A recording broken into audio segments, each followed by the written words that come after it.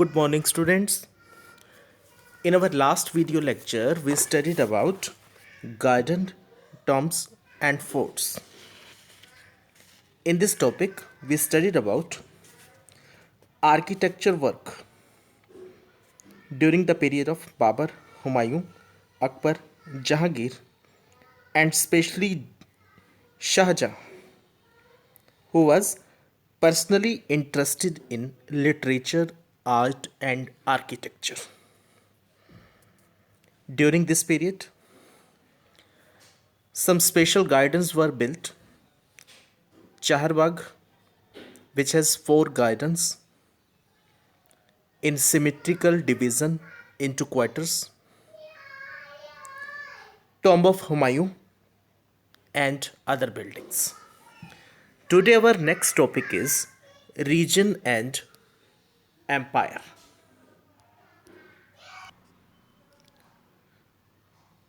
As construction activity increased between the 8th and 18th centuries, there was also a considerable sharing of ideas across regions. तो 8वीं शताब्दी से लेकर के 18वीं शताब्दी तक 18th सेंचुरी तक काफ़ी ज़्यादा जो है आइडियाज़ की शेयरिंग हो रही थी. जो बिल्डिंग्स बन रही थी उसमें पीछे की जो बिल्डिंग्स रही हैं पुराने टाइम के अंदर, तो उसका आर्किटेक्चर स्टाइल जो है वो लिया जा रहा था, अडॉप्ट कर रहे थे लोग. The traditions of one reign were adopted by another. In Vijayanagar, for example, the elephant stables of the rulers. अब विजयनगर के अंदर एक एग्जाम्पल जो हम यहाँ पे देख रहे हैं, एलिफेंट स्टेबल्स बनाए गए थे यहाँ पर. जैसे घोड़ों को रखने के लिए अस्तबल होता है, तो वैसे ही हाथी को रखने के लिए जो जगह है वो एलिफेंट स्टेबल्स जो है यहाँ पे शो की गई है. तो ये बनाए गए थे और इसी स्ट्रक्चर को देखते हुए जो पीछे का एग्जाम्पल हमें मिलता है वो कहाँ का मिला हमें? Bijapur and Golconda. Strongly influenced by the style of architecture found in the adjoining sultanates of Bijapur and Golconda. Chapter 6 के अंदर ये पॉइंट्स आए थे, तो वहाँ का जो आर्किटेक्चरल स्टाइल था वो इन्होंने अडॉप्ट किया. In Vrindavan near Mathura, temples were constructed in architectural styles that were very similar to the Mughal palaces in Fatehpur Sikri. अब वृंदावन में मथुरा के जो काफ़ी क्लोज है, काफ़ी नियर बाय स्टेशन है, तो यहाँ पर जो टेम्पल्स क्रिएट किए जा रहे थे, टेम्पल्स जो बिल्ड कर रहे थे ना, वो कैसे थे? जैसे कि फतेहपुर सिकरी के अंदर मुगल पैलेसेस जो थे, लाइक दिस.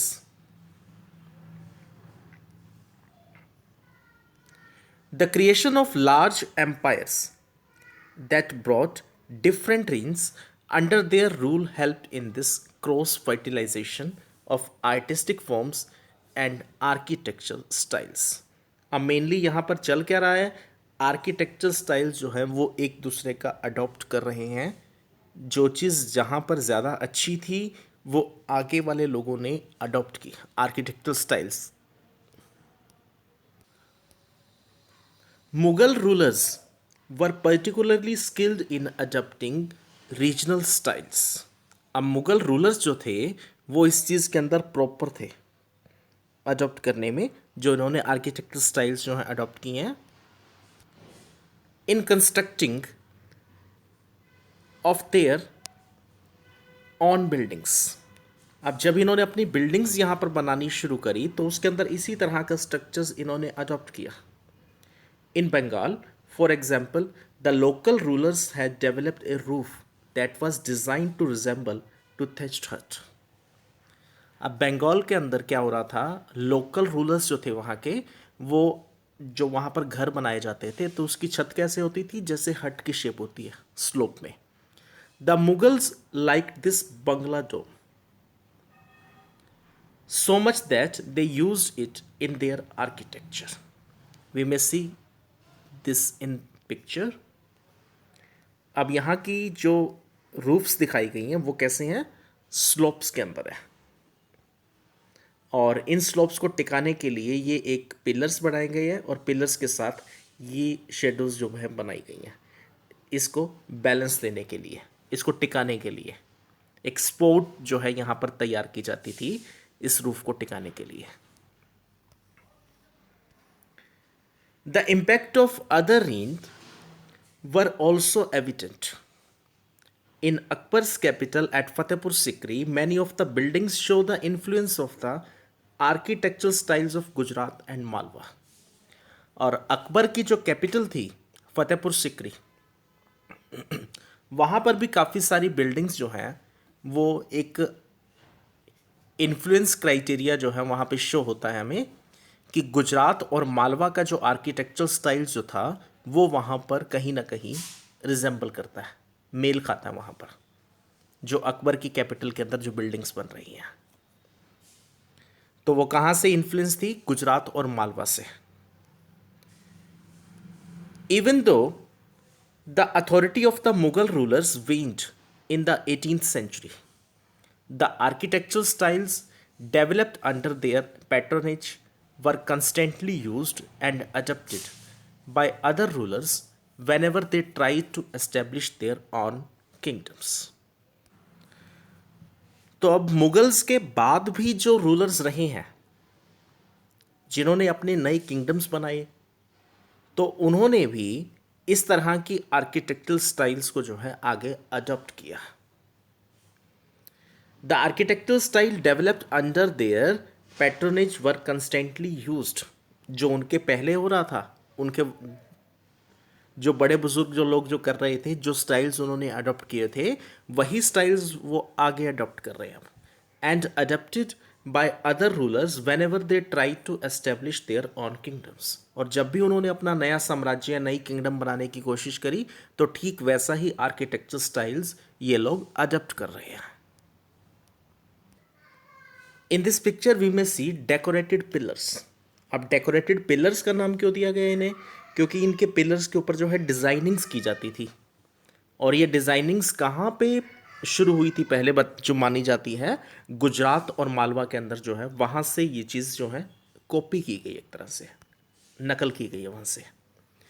तो fancy pillars, roof style and इसकी जो स्पोर्ट्स तैयार की गई हैं, डिज़ाइनिंग्स जो है, ये एक डिज़ाइनिंग कंडीशंस थी। Next heading is churches that touch the skies. अभी तक जो बिल्डिंग्स बन रही थी वो क्या थी? ज़्यादा फुल आउट वाले एरियाज़ के अंदर, जैसे टॉम्ब्स बने हुए होते थे और ऊपर एक बड़ा सारा गुंबद बनाया जाता था, गोल शेप जो बनाई जाती थी। लेकिन अब जो नई बिल्डिंग्स यहाँ पर तैयार हो रही हैं वो एक नया स्ट्रक्चर है, गोथिक स्ट्रक्चर जिसे कहा गया है। From the 12th century onwards, attempts began in France to build churches that were taller and lighter than earlier buildings. अब ये चर्चेस जो यहाँ पर बन रही हैं फ्रांस के अंदर, चर्चेस बननी शुरू हुई और ये चर्चेस क्या हैं? बड़ी, ऊंची और हल्की या पतली हैं बजाय कि पहले की बिल्डिंग्स की। अब पहले की बिल्डिंग्स क्या होती थी? ऊपर की तरफ जो गुंबद बनाया जाता है, लेकिन अब जो बिल्डिंग्स तैयार हो रही हैं वो कैसी हैं? कुछ इस तरह से ऊपर का हिस्सा जो है काफ़ी कम रखा जाता है।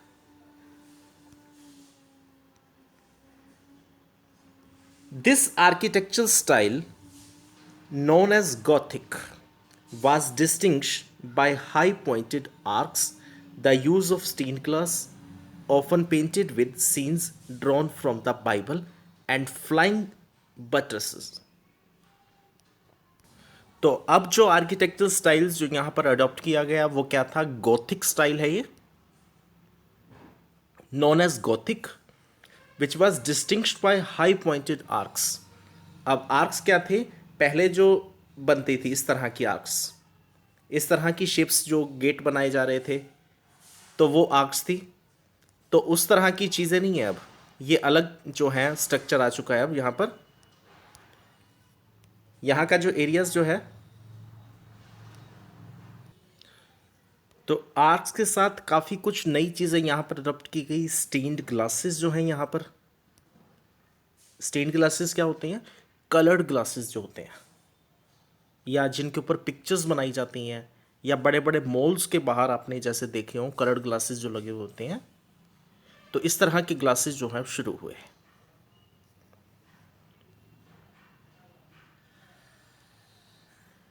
often painted with scenes drawn from the Bible, and flying buttresses, tall spires and bell towers which were visible from a distance were added to the church.